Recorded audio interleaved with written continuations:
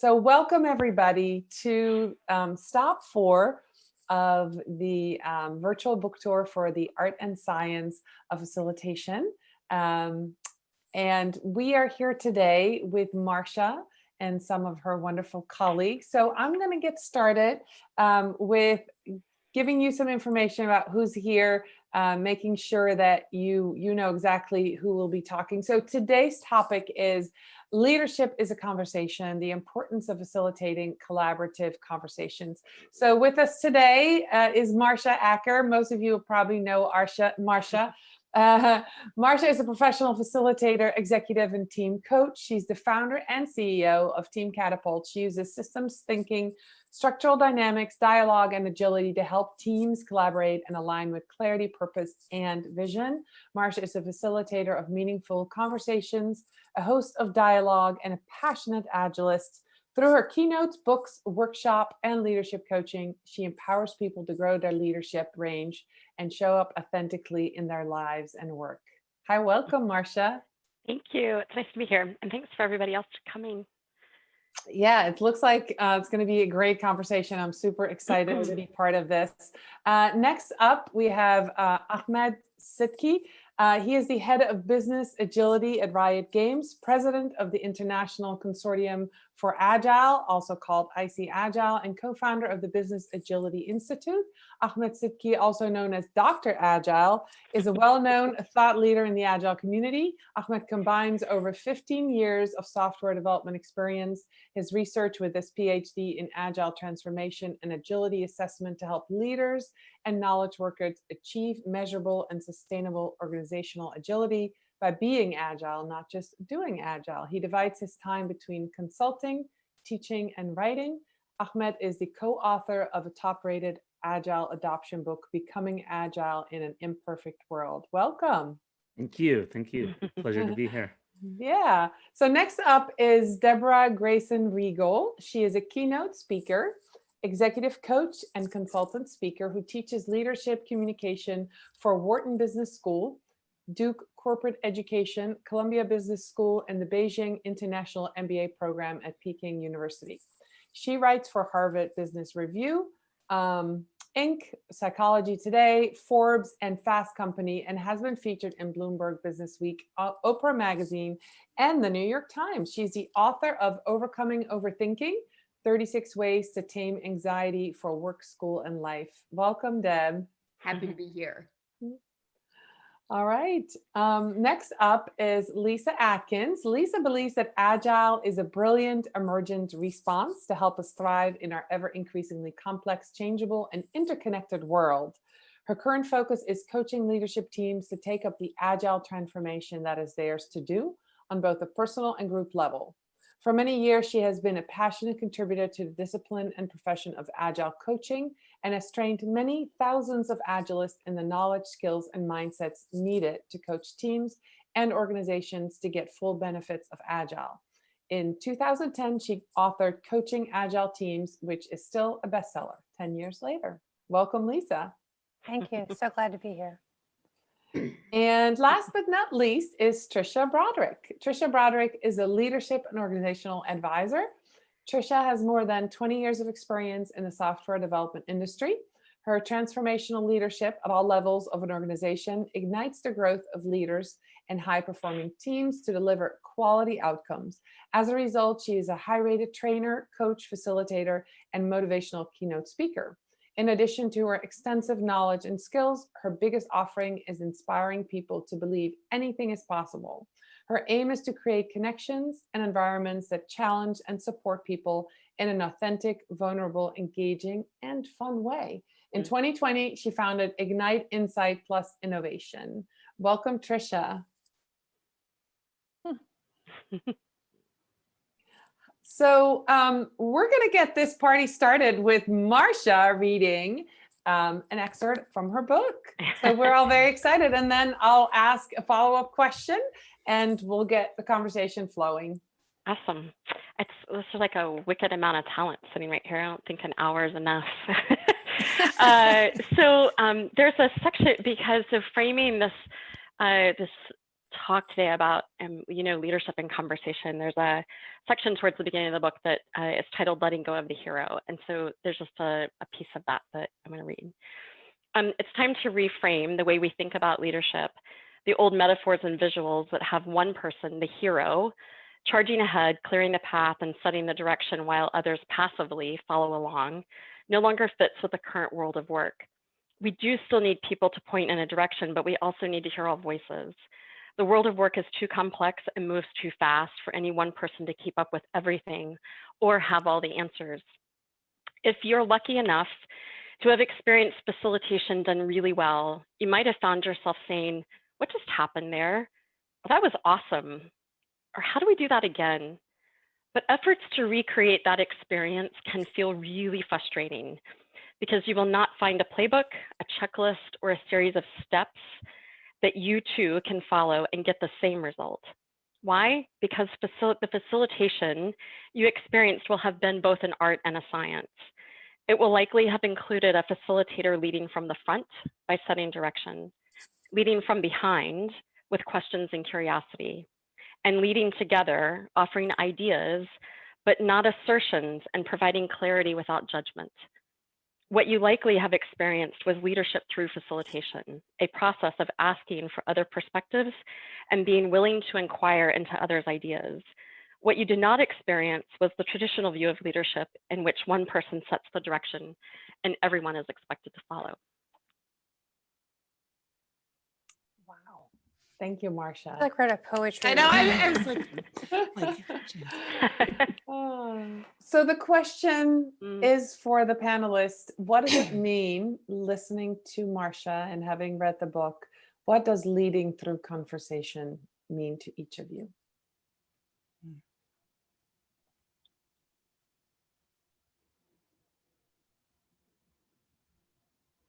If you're ready to go first, just leading through conversation. like I'll go. Mostly because I somewhat don't want to follow up on it. Even just listening to that with Marsha, I find, and maybe I need it more than ever right now, is like it gave me hope. Like it gave me hope in terms of how we can engage more voices, how we can find the creativity in everybody, how we can build off of our diversity and our experiences to really find the best creative answer. And so the leadership, from the front, from the back, through together, just that dynamic of changing up what once was expected to what could be is, for me, I just had this it's immediately when Lyssa started to go, I was like, yes, hope. Or like I had that reaction of potential. I can go next. I think, again, the passage you read, Marsha, was brilliant as usual. For me, what it's a reframing, to your point, right? I think there's a picture of inspiring leaders going up on a stage or a podium and like giving this thing that everyone's like, oh, I'm inspired forever. But it's actually very intimate. True inspiration and guidance and alignment comes through this intimacy of conversation, dialogue, listening, discussing, changing perspective, hearing different perspectives. And I think leaders that really experience this, and I don't mean the leader, the hero mentality, but leaders that truly experience this, they yearn for it every day. But I think there are many that haven't tasted this yet. And I hope, my aspiration is to see more and more leaders taste it, experience it, and design an environment where that happens more and more, because it doesn't happen by coincidence. It is something that needs to be intentional. And I'll add to that, in addition to being intentional, it's something that needs to be reinforced, not just in terms of what you say, the invitation you make to lead through conversation, but in behavior as well. So it reminds me very much of, an operating principle that many of us have set out for our groups or maybe have participated in, which says, make this a safe space. And in my mind, that's only half of it is, okay, we get to say what we want to say in here, but what happens when we leave the room, right? Is it still a safe space based on what I said in the room, out of the room? And so in my mind, leading through conversation means not just putting it out there as an intention or a plan, but modeling it and reinforcing it through the behaviors that include, Ahmed, as you said, opening it up to other people's perspectives, welcoming those perspectives, demonstrating intellectual humility as part of conversation as well. So it's partly talking and partly acting. I love hearing what each of you took from that, and it's been beautiful how you built on each other. And I'm just going to go to a different thing because there was a piece in that I almost, I think I did cry a little bit at when Marsha was reading. And it was a little bit of a different part of it, which was, you find yourself wondering what happened when there's this amazing conversation, when something new or novel actually emerges. And it's not repeatable. It's like, I suppose watching really great musicians or going to the symphony or something like that. And you realize they've played this piece of music so many times, but what happens in that moment, that performance is unique. And so I think of the facilitation in general, but facilitation of conversation like that, we're, as facilitators, we're pulling from all different kinds of things. We've seen music like this before, but it's both precious and a little bit frustrating that it's not duplicatable in the way that would make it easily transferable to more people faster. Yeah. I really loved hearing that, Marsha. I just, I got an early version of this book from you, so I've read that passage. That passage has been there for a long time. I've read it a number of times, but to hear it in your own voice is really beautiful. Thank you. Lyssa, I just want to build on what you were saying. Yeah. I'm going to take us from the sublime to the mundane for a moment, because what you were describing reminds me very much of my background in improv comedy. So I'm a founding member of the University of Michigan's first improv comedy troupe, Go Blue, and spent I'm Michigan State, so I think I have to leave the panel now. Look at Deb's face. Oh, wait, Perfect. Was that not modeling inclusive? That was not building. Oh, that was very sorry. safe. Marsha. That Sorry, was very Marsha. safe. Yes. So Spartans welcome. So, but what it reminds me of, every improv show, every improv activity was lightning in a bottle, right? As you said, and you would take something, an amazing improv activity, and then you'd say, "Ooh, should we turn this into a sketch? Right? Should we make it permanent?" And it never resonated the same way. And one of the things about improv that reminds me, Lyssa, of what you were talking about, but also Marsha, about the book, is that to the outsider, improv looks like there are no rules. But there's actually a very, very clear set of rules and guidelines that you need to follow in order for that magic to occur. Well, I think that's why I love the book so much. Was there's so many books out there focused on the tools, here, do this exercise. And if you don't show up with those foundational rules in that mind space and understanding what you're really trying to do is lead through these conversations, you're not going to get that magic, right? There's no lightning in a bottle. Yeah. And there's an excitement to it as a facilitator. You walk in, I always get that feeling in my stomach before, especially, high stakes conversations. And for me, I thrive on that. It's like, I think if it was repeatable, it wouldn't, because as a facilitator, you put that passion, you put that excitement into it, and it yields that dynamic conversation. And so, Yeah, I love the just keep emphasizing that there's an art here. And I think more and more people that can see the art will value it.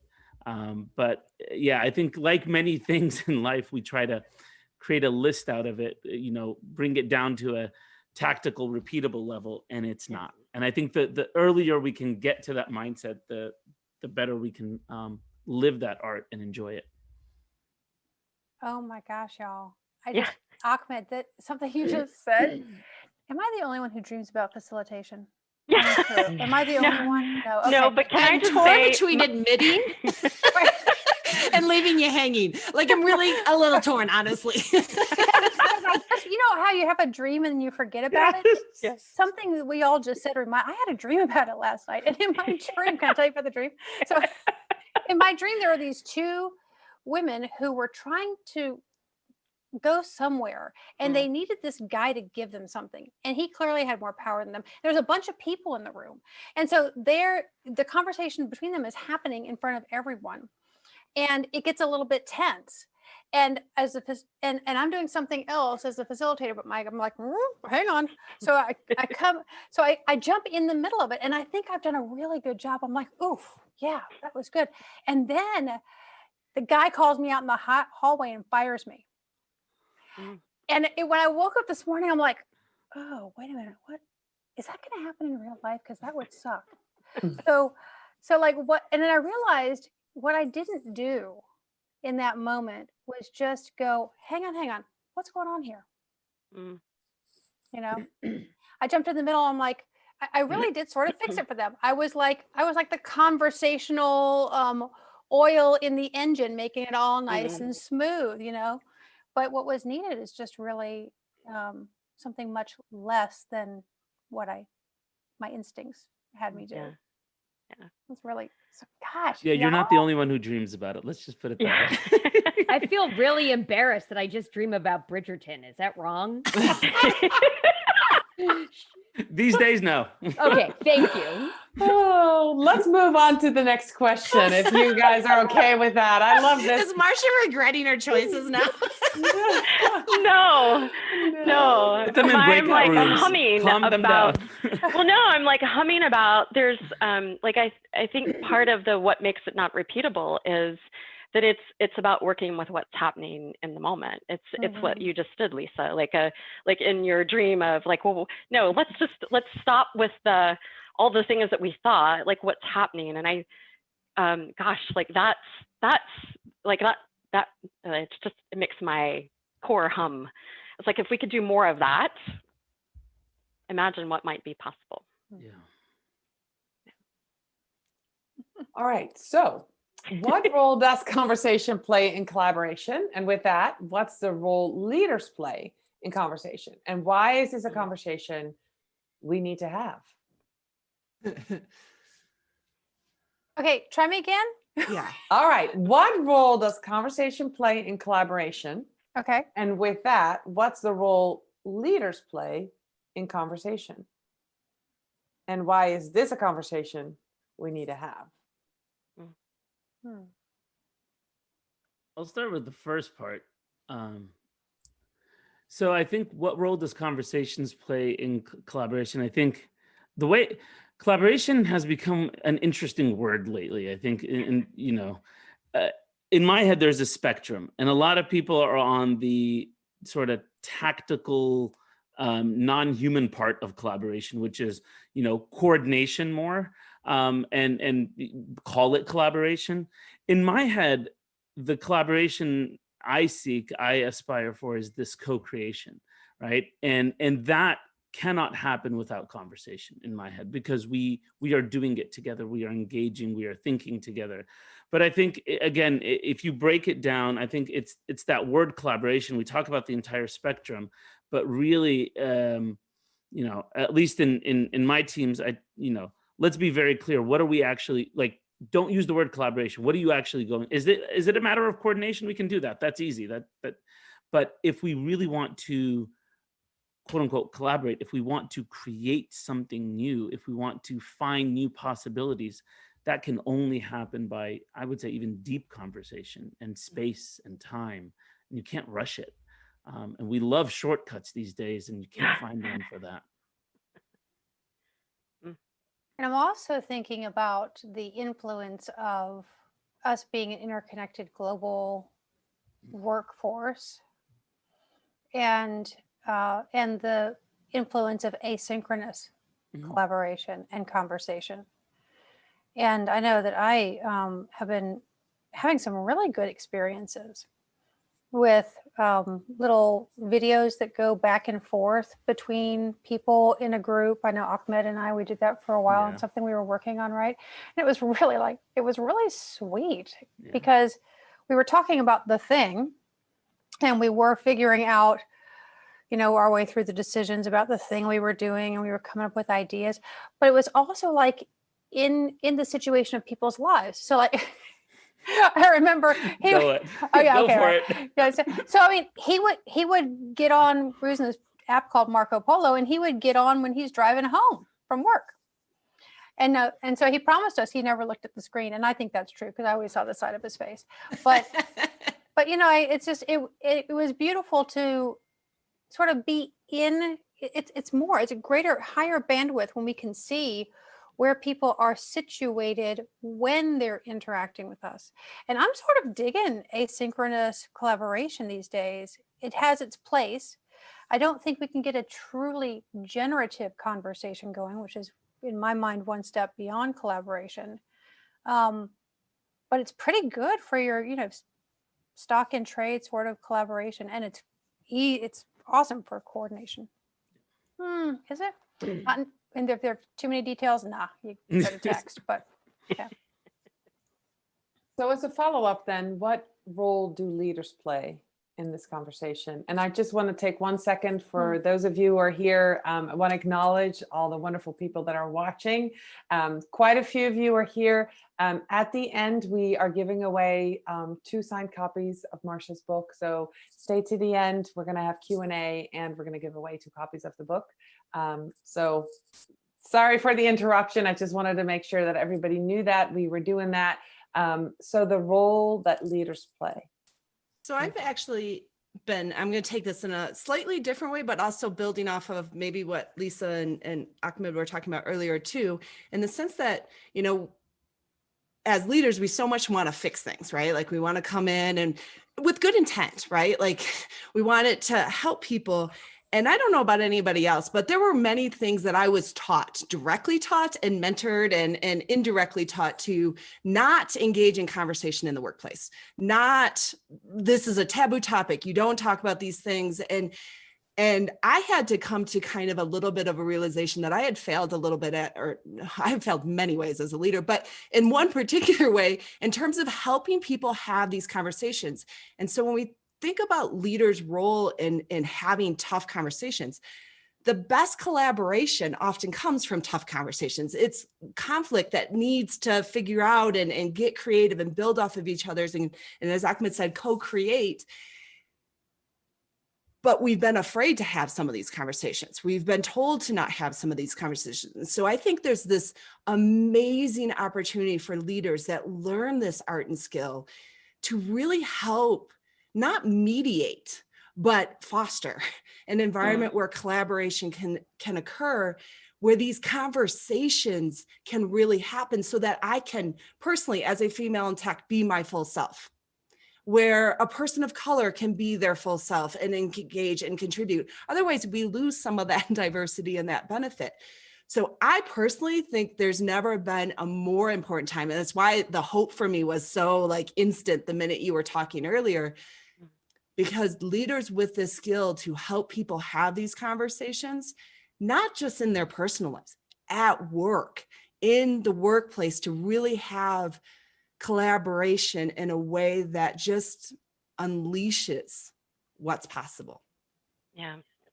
Tricia, you tying together what you said, I think, Deb, you made a comment about this earlier about how leaders can, I think leaders set the culture, the weather in an organization that either says it's okay to do that or it's not okay to do that. And I feel like you've really nailed it about there's some story that gets told over and over again about what we can and can't talk about, or that it would take too long, or that's opening a can of worms and we don't want to do that. So, let's put that over here and just keep going with the thing that we need to do. So we talk about the thing, the goal, the objective, like where we're trying to go. We don't do a whole lot of talking about how we talk at all. Tricia, as you were making your point, and Marsha, as you were building on it, I was reminded of something that I keep in mind, which is that good news is never good news for everyone. And right. And with that in mind, collaboration is not always good news for everyone, right? So we think about collaboration as this sort of holy grail. I don't know if I'm allowed to say that as a Jewish mother, but some kind of holy grail. Right. So we think about, oh yes, we should all want to collaborate, and collaboration is not always good news for everyone. And so I think part of the role of the leader is to acknowledge both the tangible and intangible losses that can come with people collaborating, as well as engaging in any other kind of work where they might have to give up a little bit of something that feels important to them, perhaps for a greater good or a more collective output.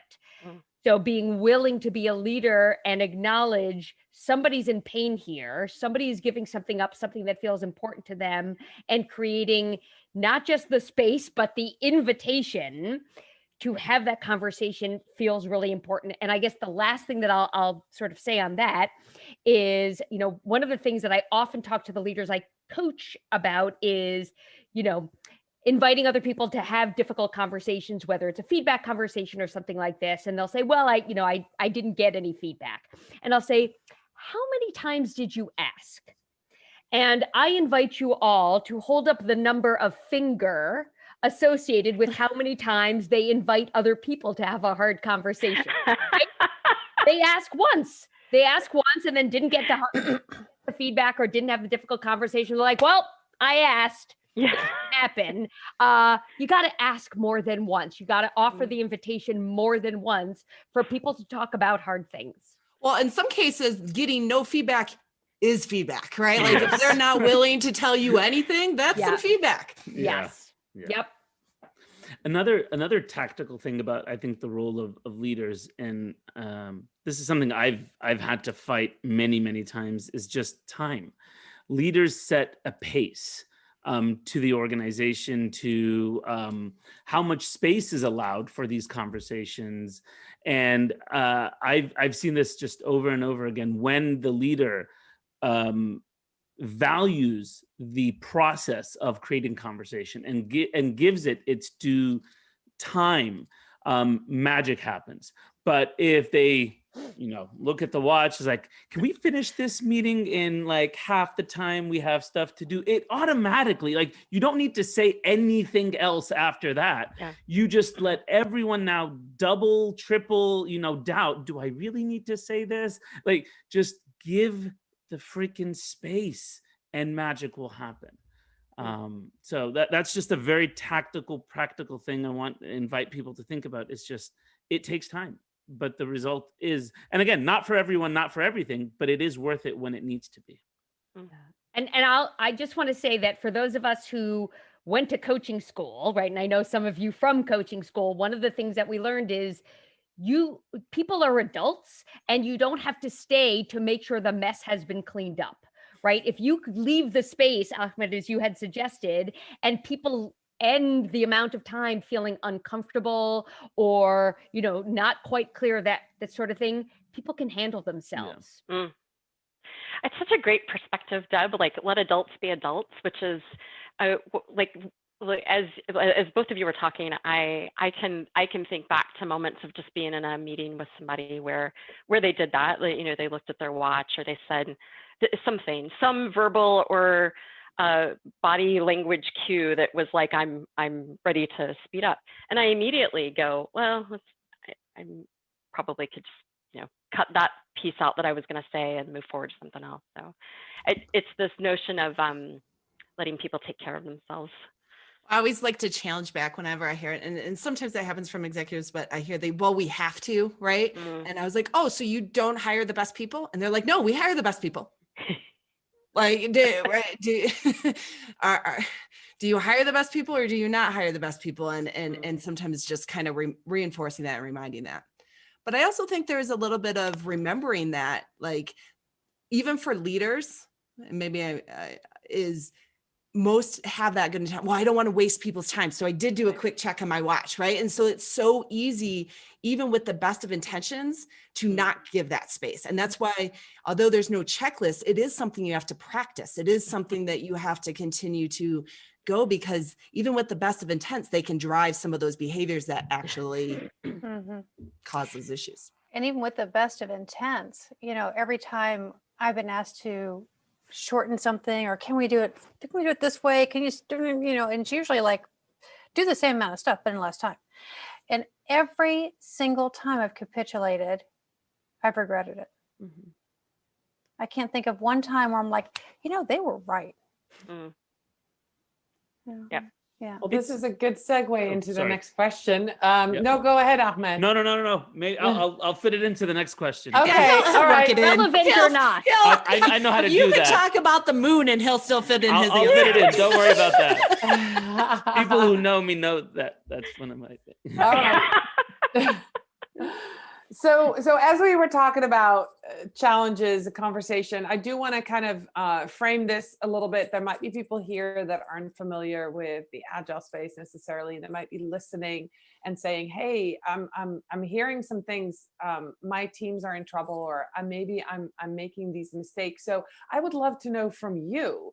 And if you have experience, think of a time when conversations went wrong, or a time when conversations went well, and you were able to pivot it to a different outcome, because I think we can learn so much from that, right? There might be people here at the beginning of this journey of leadership, of Agile, of having these conversations, of facilitation. And we would love to, you know, have somebody that's here that is eager to learn and eager to know more. Maybe learn a little bit from you that way. You know, I think, to fit it in, yeah, I think yeah, go ahead, keep thinking, Ahmed.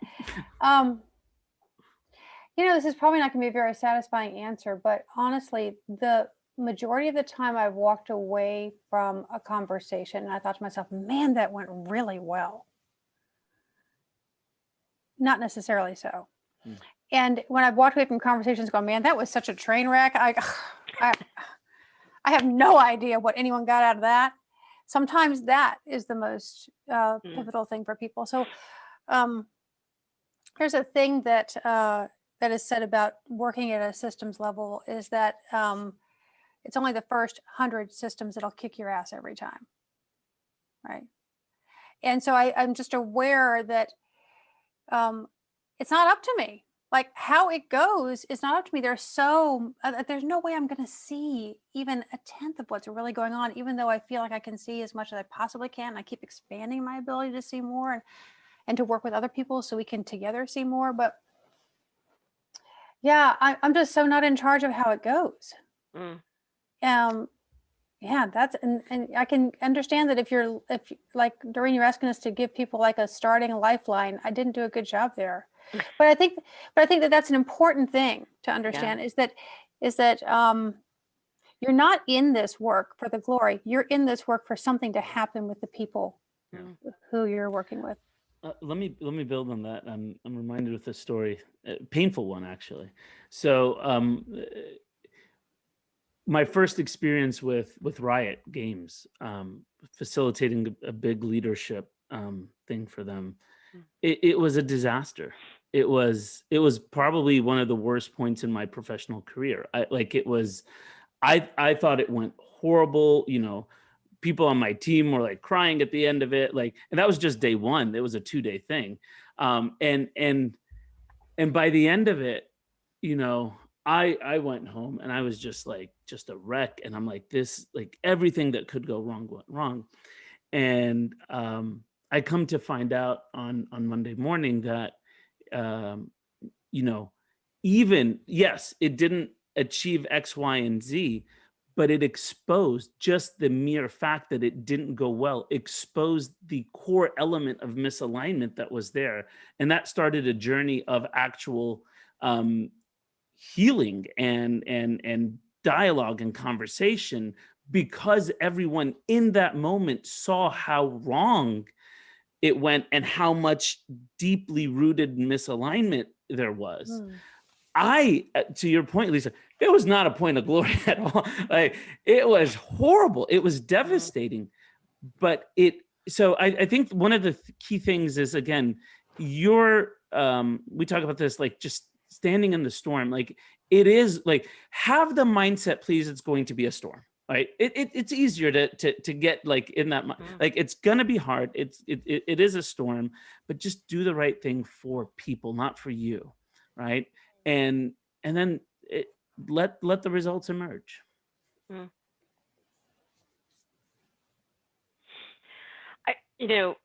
I really appreciate that story, because I think what you and Lyssa are both sharing, it doesn't. The theme that's coming up for me is like, it's just a theme of being in service to something greater than yourself. And that's sometimes, I think, for me, that has been the most difficult part of my whole facilitation journey, has been learning to, I'm the person who, when two people disagree, I would prefer one of two things to happen: either the floor to open up and I'd be taken away, or some exit open up so that I could maybe slink out of the back of the room. That comes from how, what happened at home, and how when people raise their voices, what it meant was get small. So that carries forward to, how I think and lead. And so my work has been to figure out how I stay, like to stay rather than to want to leave. And I just really appreciate that story. And I think the way I carry it forward into how Doreen, you asked about, when conversations go right or wrong. If I were to name one thing across my whole journey, would be the thing that's gone wrong is when I haven't had the conversation. Like, that's the place where I either chose not to, or I thought it was going to be too difficult, or I was wringing my hands for too long and skipped it or stepped past it. That has been that's been the place where it went the worst. And I think for the other thing is, regardless of how I felt going into it, I have always felt better on the flip side of having a conversation, like the real conversation. And no matter how much anxiety or how high the stakes might have been going into it, I can look back on all of those and go, yeah, like that was worth it. So I would agree with what everybody's been saying too. I think I'm in the same boat, that I'm not sure that I could attribute that this is the, if I do this, it's successful. No, but I think two things for me that do help put me in that ability to stand in the storm, to get me into that mindset a little bit, is one is trying to find some common bridge, some 2% truth, something that we can agree on, that we're not apart in that. And when I find that, I do find that there's some humanization that happens. It no longer just becomes us versus them and in that dynamic. Now I've been able to do that and had it still flop gloriously. Like, so it's not a surefire, but I think finding a little bit of that little tiny bit that we do agree on. Maybe it's just the common goal as the bigger picture. Maybe it's one small facet of it, but that there's possibility that we can find our way forward has been something that I do leverage quite a bit. I do consider. It helps me go in the mind that this doesn't feel like it's not ever going to happen, and it's just, let's duke it out dynamic. Yeah, it reminds me of, there's a statistic from John Gottman, whose work I follow really closely, and he says that 94% of couples will have unresolvable issues in their relationship, right? And I think he has found that transfers, some of that transfers into the workplace as well. And so if you are going to accept that you are going to have some things where you'll actually never achieve a solution that satisfies both of you, that leaves you a couple of other options, but we tend not to think about options other than a solution.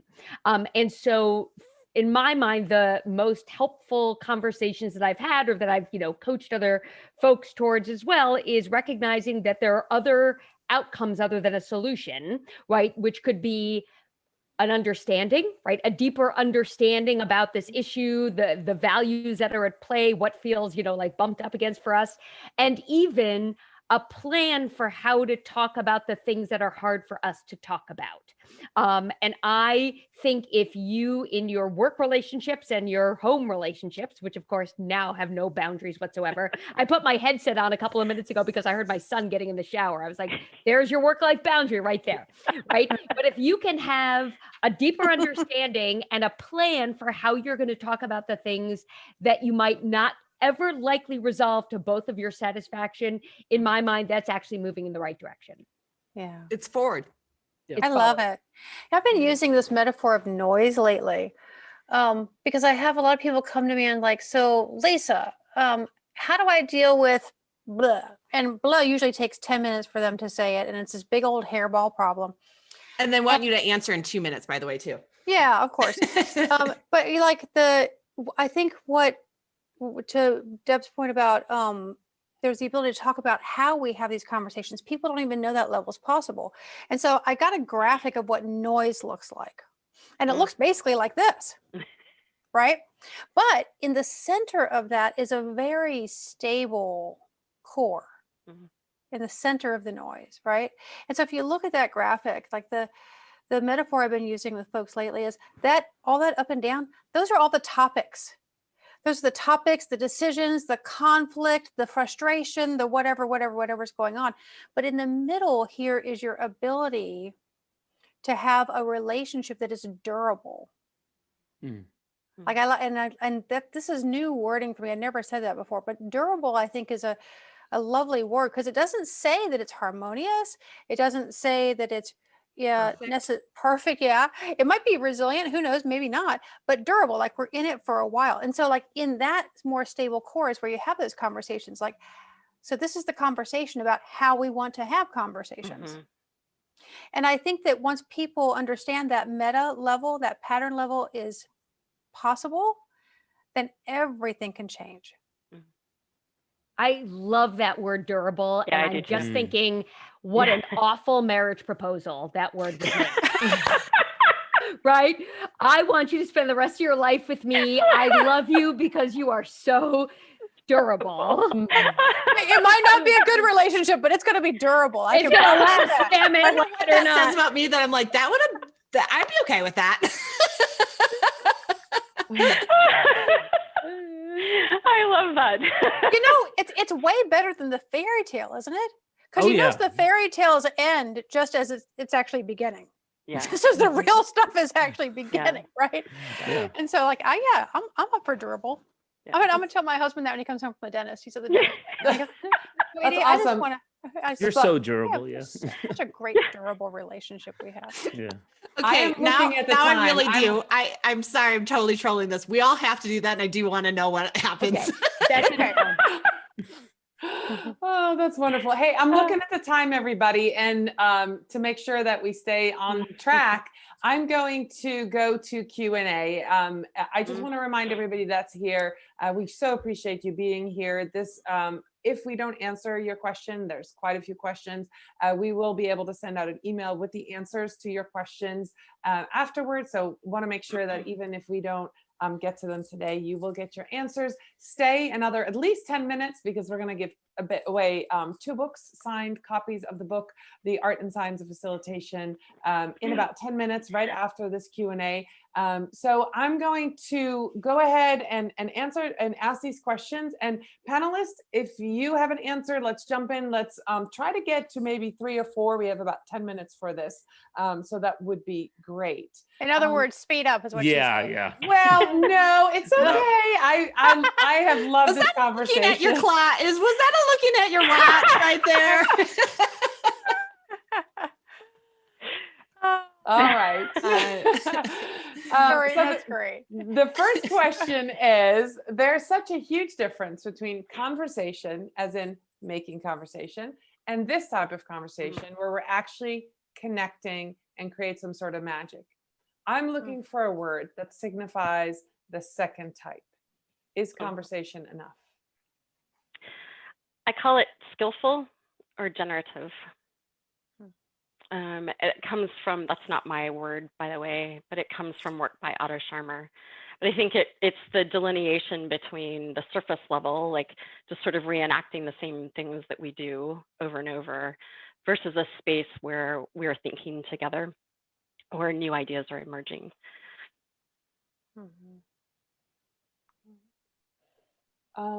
Anybody else want to chime in on this, or should I move to the next?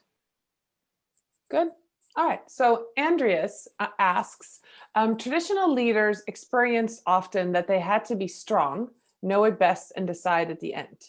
To facilitate it, like you suggest, Marsha, a different stance would be needed. Right? So how and where do you advise this should come from? Inner work, maybe? Economic pressure from competitors? Joy, and we'll move on, vastly, maybe breaking things. So he's,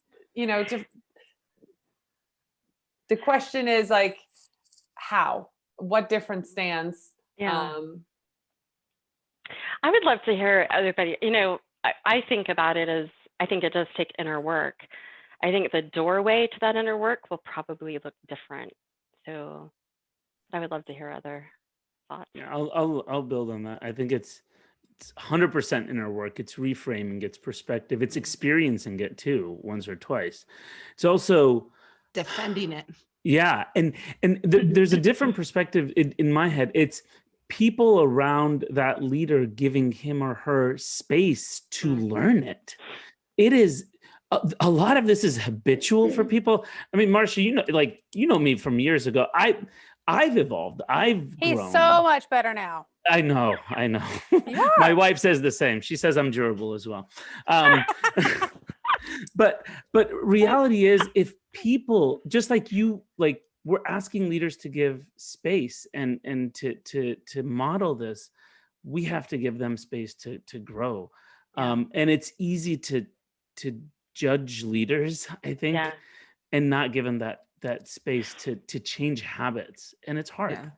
I had to be very transparent with I was like, okay, I'm experimenting with this. And sometimes my transparency would be like with my boss. I'm like, okay, this is what I'm doing. This is what, and I was almost giving the hypothesis of what my approach was and doing. And I cannot tell you how many times I was told, fine, but this is going to be a mess. And then like 6 months later, people are like, so why does everybody want to be on your teams? Right. Like, and why are you getting these results? And so the hard part is it's not just the inner work that you have, it takes a lot of courage because you're up against a lot of, I think, as Deborah said, habits in the organization and what's happening in expectations, that it's not just practicing a new skill, you're doing it vastly different than what your teams are expecting, potentially what you expect, what your bosses expect.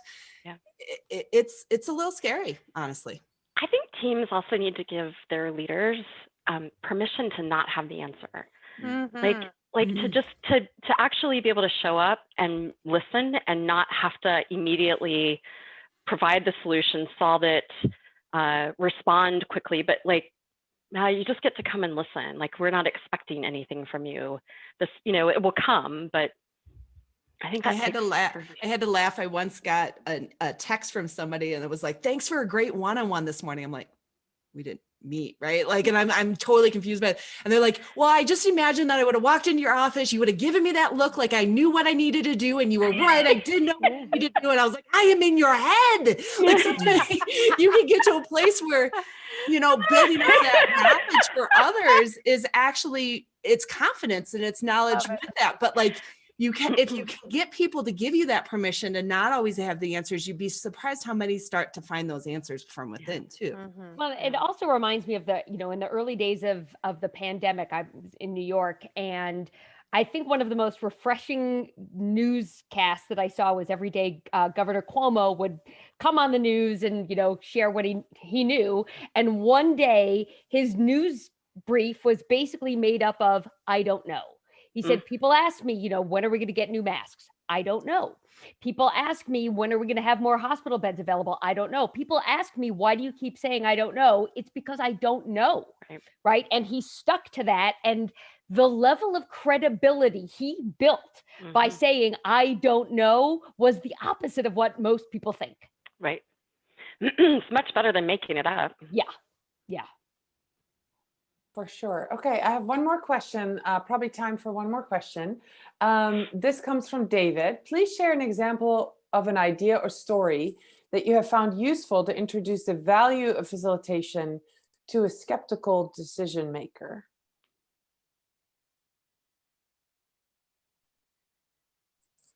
I don't think I try to sell this at all, actually. I think, and maybe I do, but maybe it's not conscious. So I don't try to ever talk about facilitation, really. So I just talk about, what does the leader want to achieve? What do you want to achieve? Okay.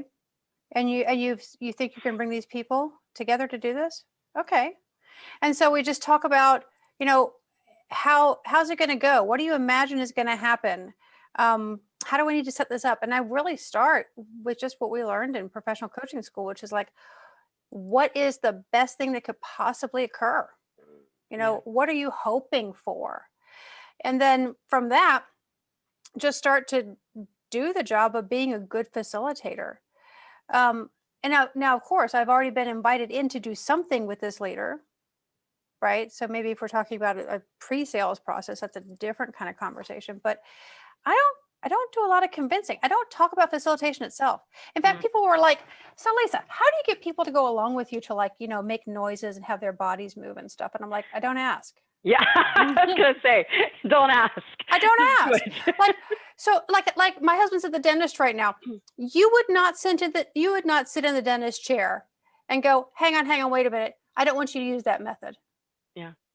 You rely on the dentist to know the best method to use to give you the result you want. And I think it's similar with facilitations. It's like the more we expose the processes and the tools and the stuff and look for approval, the more we're going to invite that skepticism. It's not their business.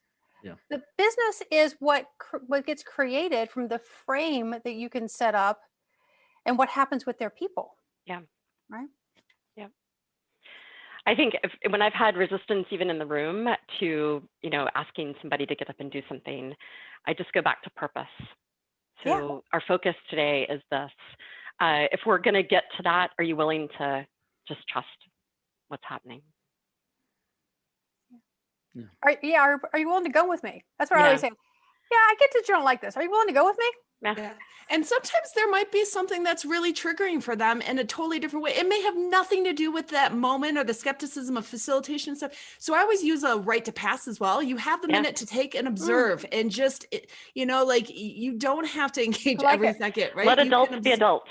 Yeah, let adults be adults. You get to sit over here and say it's not for me right now, which is awesome. If you just got a reorg email, you might be a little hard to focus in this meeting right in this moment. And so I like to try and have a lot of working agreements where there is some of that choice and freedom in there so that they have those options in the moment. Yeah. Hire her. All right. It is time to announce the winners of the book. We have two winners, Natalie Solomon and Kaya Sherman. Patty is going to put her email address right there in the chat. You can email her your mailing address and we'll get the book out. So Natalie Solomon and Kaya Sherman, congratulations. Marsha, I'm going to give it to you for just a minute. You can thank your panel and I'm going to pull up the last question that we can close with, but take it away, Marsha. Ahmed, Tricia, Deb, Lyssa, thank you. I wish we had a whole nother hour. This has just genuinely been so fun. I feel like there's so much more that we could talk about. Wicked, smart, brilliant people that you are. So thank you very much. Thank you for having us. This has been great. Yeah. Good party.